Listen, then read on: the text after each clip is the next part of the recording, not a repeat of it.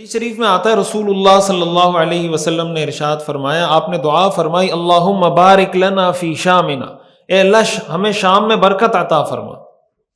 اور شام کے بارے میں حضور علیہ الصلوۃ والسلام نے جتنی گہری تفصیلات، باریکی کی حد تک جا کے جو تفصیلات دی ہیں، اس سے یہ بات اور واضح ہو جاتی ہے کہ یہ وحی ہے۔ حضور علیہ الصلوۃ والسلام نے باقاعدہ شہروں کے نام، علاقوں کے نام بتا کر بتایا ہے امت کو کہ یہاں پر یہ ہوگا، یہاں پر یہ ہوگا، یہاں پر یہ ہوگا۔ تو آپ نے یہ دعا فرمائی اللہم بارک لنا فی شامنا، اے اللہ ہمیں شام میں برکت عطا فرما۔ اللہم بارک لنا فی یمننا، اے اللہ ہمیں یمن میں برکت عطا فرما۔ صحابہ نے فرمایا یا رسول اللہ وفی نجدنا، یا آپ یہ دعا بھی کر دیں کہ اللہ نجد میں برکت عطا فرما۔ آپ نے فرمایا ہناک الزلازل والفتن وبہا یطلع قرن الشیطان، کہ وہاں پر زلزلے آئیں گے اور فتنے ہوں گے اور وہاں سے شیطان کا سینگ، وہاں سے شیطان طلوع ہوگا۔ یعنی اس کے لیے آپ نے دعا نہیں کی، تو آپ نے دعا فرمائی شام کے لیے اور یمن کے لیے۔ اور اہل شام کو حضور علیہ الصلوۃ والسلام نے یہ نصیحت کی تھی، آپ نے فرمایا تھا سیصیر الامر الی ان تکونوا جنودا مجندا، کہ مسلمانوں کا معاملہ یا مسلمان پھیلتے چلے جائیں گے یہاں تک کہ لشکر کے لشکر ہوں گے، جندم بالشام و جندم بالیمن و جندم بالعراق، ایک لشکر شام میں ہوگا، ایک لشکر یمن میں ہوگا، ایک لشکر عراق میں ہوگا۔ حضرت ابن حوالہ رضی اللہ تعالیٰ عنہ اس حدیث کے راوی ہیں، وہ فرماتے ہیں میں نے حضور سے کہا خیر لی یا رسول اللہ ان ادرکت ذلک، آپ میرے لیے پسند کیجئے کہ اگر میں اس وقت میں موجود ہوا تو میں ان تینوں میں سے کس لشکر کے ساتھ جڑوں، کہاں جاؤں۔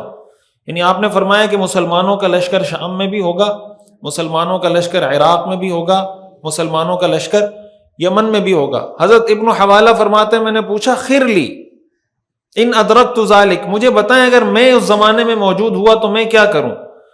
آپ نے فرمایا علیک بالشام، علیک بالشام، تم شام کو لازم پکڑنا، فإنہا خیرۃ اللہ من ارضی، اس لیے کہ وہ اللہ کے چنے ہوئے لوگ ہیں، زمین میں رہنے والے لوگوں میں منتخب اور چنے ہوئے لوگ ہیں۔ یجتبی الیہا خیرتہ من عبادی، شام کی طرف اللہ کے بندوں میں سے جو بہتر اور منتخب بندے ہیں وہ کھینچے چلے آتے ہیں۔ اور آپ نے فرمایا کہ اگر تمہیں گھسٹ گھسٹ کر آنا پڑے تو تب بھی شام آ جاؤ، فإن اللہ توکل لی بالشام وأہلی، اس لیے کہ اللہ نے مجھ سے شام اور شام کے رہنے والوں کے بارے میں وعدہ کر رکھا ہے۔ اور حدیث میں آتا ہے ایک دوسری حدیث میں، یہ احادیث، یہ جو حدیث میں نے بتائی ہے حدیث کی کئی کتابوں کے اندر موجود ہے۔ ایک حدیث میں رسول اللہ صلی اللہ علیہ وسلم نے ارشاد فرمایا ان الایمان حین تقع الفتن بالشام، مسند احمد کی حدیث ہے۔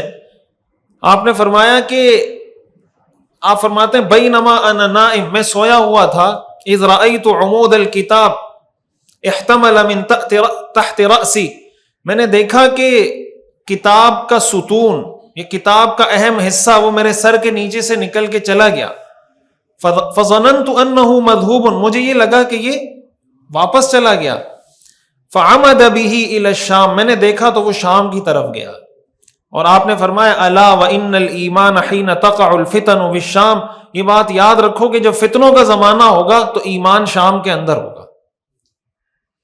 اب ظاہر یہ پیشن گوئی ہے شام کے بارے میں احادیث کی تطبیقی پہلو کی طرف بھی آتا ہوں کہ اس کا مطلب کیا ہے۔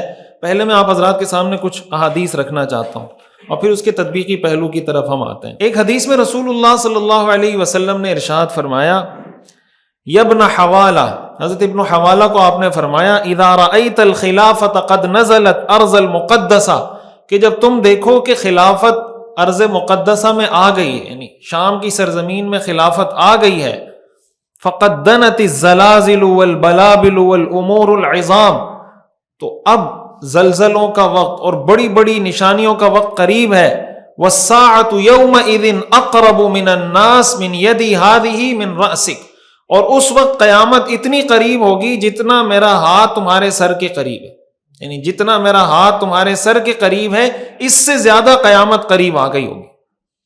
یہ ابو داؤد کی حدیث ہے۔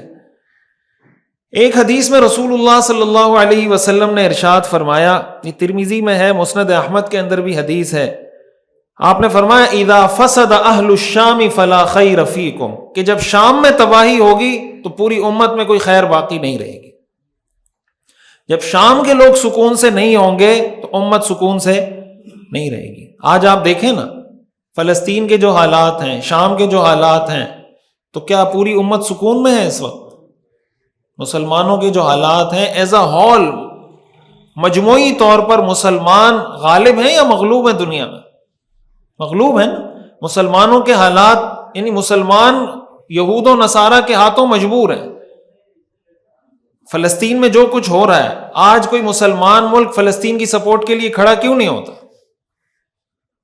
اس وجہ سے کھڑا نہیں ہوتا کوئی مسلمان ملک کہ اگر میں نے فلسطین کو سپورٹ کیا تو ہم پہ اقتصادی پابندیاں لگ جائیں گی، یہ ہو جائے گا، ہمارا بائیکاٹ۔ یہی مسئلہ ہے نا۔ تو یہ کمزور قوم کی نشانی ہوتی ہے یا مضبوط قوم کی نشانی ہوتی ہے؟ تو یہ اس کا مطلب خیر نہیں ہے نا۔ اگر خیر ہوتی تو مسلمان کا کام ہے کہ مسلمان کے ساتھ کھڑا ہو۔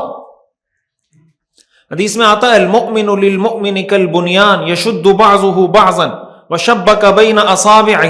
آپ نے فرمایا مومن مومن کے لیے ستون کی طرح ہے، عمارت کی طرح ہے۔ عمارت کا ایک حصہ عمارت کے دوسرے حصے کو مضبوط کرتا ہے، اور آپ نے اپنے ہاتھوں سے یوں اشارہ کر کے بتایا کہ مومن ایک دوسرے کو اس طرح مضبوط کرتا ہے۔ وشبک بین اصابعہ، تو مومن تو وہ ہوتا ہے جو دوسرے مومن کو مضبوط کرتا ہے۔